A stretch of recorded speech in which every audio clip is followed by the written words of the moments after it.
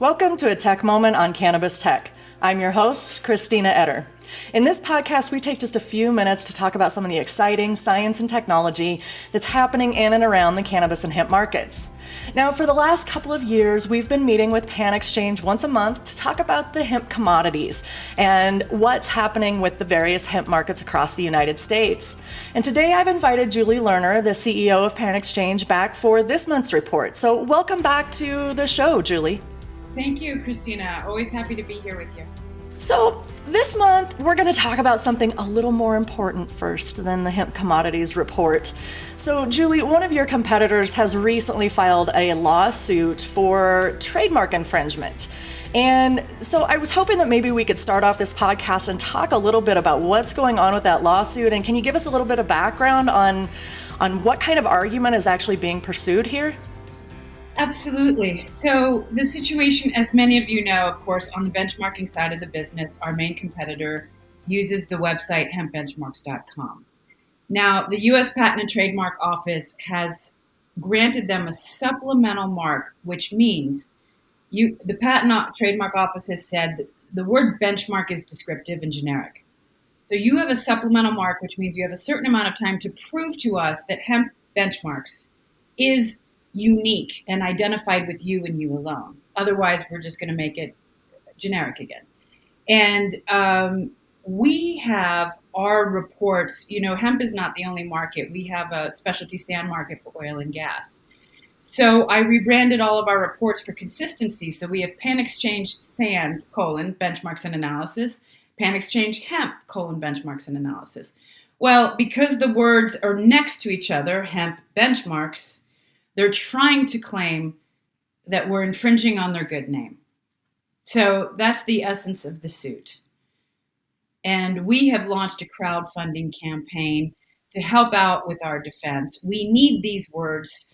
Benchmark is descriptive. It describes the services we provide. There is no substitute for the word hemp. We need to be able to use the English language. And we just want to focus on continuing to provide the market with the best price transparency possible, the best fundamental analysis possible. This is nothing but a distraction and an attempt to derail us, both with all of our resources, time and money. So we've started this crowdfunding campaign to help just hopefully put this thing to bed as soon as possible. Right.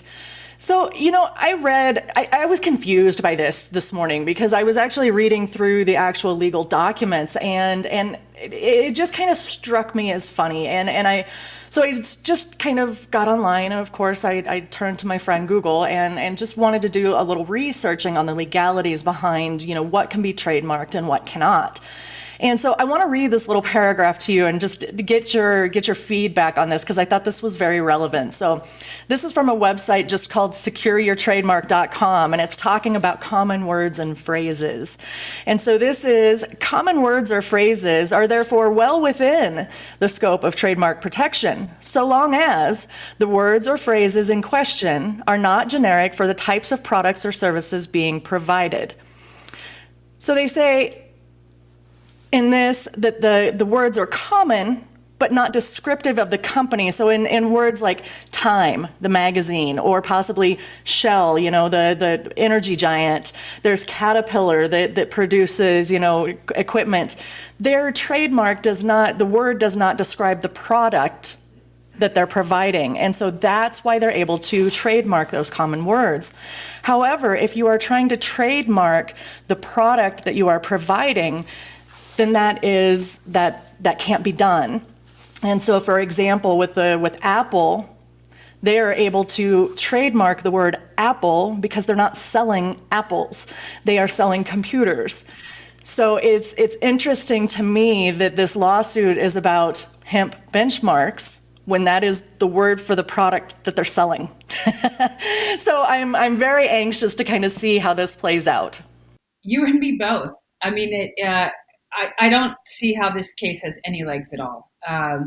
And I think the rational thing to do here is to just move on. As I said, we need these words. These are industry standard terms. And interesting comments on our crowdfunding page. One of them is from a gentleman who founded commodity indices on a regulated exchange. And he says, could you imagine if someone tried to trademark the term commodity index? Same exact thing, generic and descriptive. So yeah, it's an interesting aspect. So many entities are. I appreciate you discussing this with me because it's a big piece of news in the industry, whereas most entities, media outlets are focused on the production and the consumer packaged goods and the infrastructure in this market is important as well. Oh, heavens, yes. And, the big thing here is I think that it really is a learning opportunity for people to kind of understand trademarks and how important this is going to be moving forward in the cannabis industry. And, we've talked about it a few times in articles on cannabis tech, but I really feel like as this industry continues to gain momentum, we're gonna see more of this. I think we're gonna see more competition. You're gonna see more people kind of fighting over things, like this. And it's interesting to me too that this could just be you mentioned it on your GoFundMe page, and I want to talk about that a little bit too. But just that this could be an attempt to cause problems for a competitor, I think. And so it's just really disheartening to see some of these kinds of things happening when there's just so much opportunity for everyone in this industry. So let's go back to that crowdfunding page that you have going on, though. So what's those next steps? And talk to us a little bit more about your crowdfunding campaign that you have going on and where people can go to help out if they want to. Sure. Well, if you go to GoFundMe and then search for PanXchange, you'll find the suit right there, or the description of exactly what's going on and why we decided to launch the crowdfunding. But I thought it was an opportunity to have our supporters, the people who rely on our data and our services, to help out and stand up for something. And there are a lot of lawyers in this country, and it's not always a positive thing. Um, so I wanted to give the industry the opportunity to know what's going on here and what we're dealing with while we continue to bring you the best benchmarks and analysis that in hemp that we could possibly provide.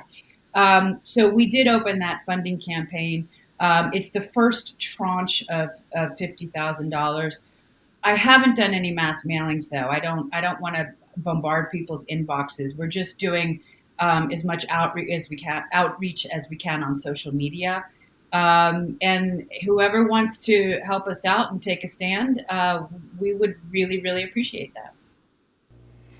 That's fantastic. And I do hope that this reaches a lot of people and you get a lot of support in this because there's room for everybody here. And cutthroat competition just really doesn't have space in this industry right now, I don't think. So I'm glad to hear that this is being addressed. And like I said, let's hope that this is a lesson for other businesses out there and protecting your information and protecting your business. So now let's dive into the actual data in the report. And when I scan the report, obviously I look for things, changes and fluctuations and things. Do you want to talk about your overall outlook on the pricing that you're seeing now in the various regions? Obviously, we're still very oversupplied. Sure. Yeah. So overarching, I need to say that since we've been in this market, this was the slowest month ever. Nothing's moving.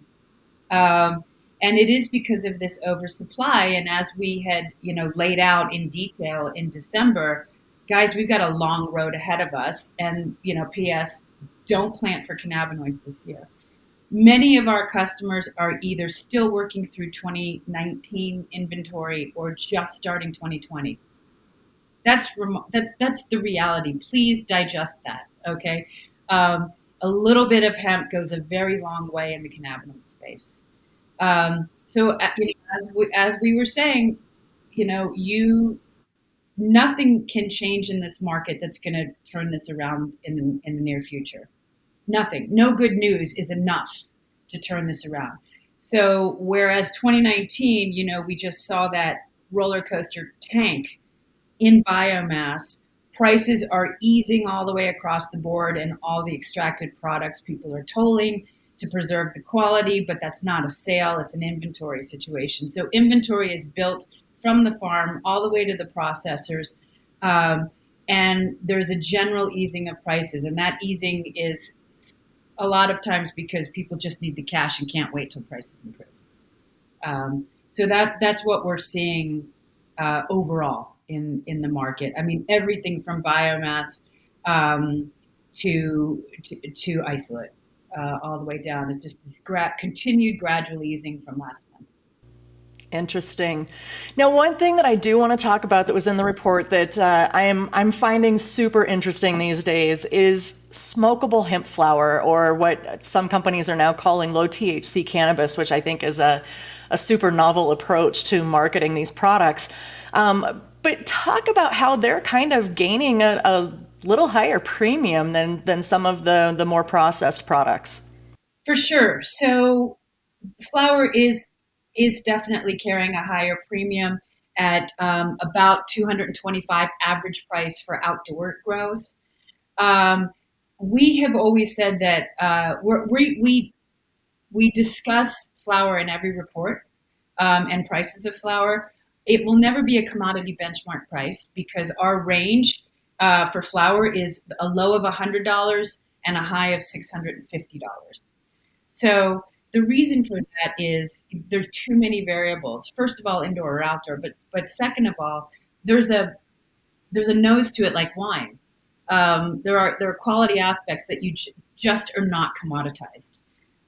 So it's an important part of this market, but that's why we don't benchmark it if anyone wants to know. Another thing, so people are generally turning to smokable flowers. Some that weren't even planning to. But anything that garners a premium in this market, people are looking for, right? Something that is helping the flower market is spraying it with synthetic D8 or natural, but mostly synthetic D8. That is making it difficult to, well, arguably you could say on the one hand, it's making it difficult to figure out what is demand for flower, but only in the sense of would there be this demand for flower if they weren't, how much of it is getting sprayed with D8, right? That's the gray area still that we're trying to figure out.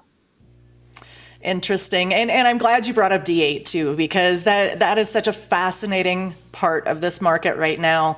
I think everybody's kind of got their eye on it. I just recently did an interview with Infinite Cal out of California. Last year, they tested over 2,000 samples of D8 products, and unfortunately, I have to say that their results were not pretty. So it's interesting to me to see this product that is gaining so much popularity. And in your report, you mentioned that it is not expressly illegal because D8 is a natural compound from hemp, is a legal substance. However, D8 is produced in such low amounts in hemp and in cannabis both that extracting enough of it naturally to produce a commercial product is nearly impossible. So most of these products out there today are being synthesized. So I'm really anxious to kind of hear your thoughts on this market and where you think this is headed. So there's a lot of movement on D8, like today, on Friday, are we the 5th, I think?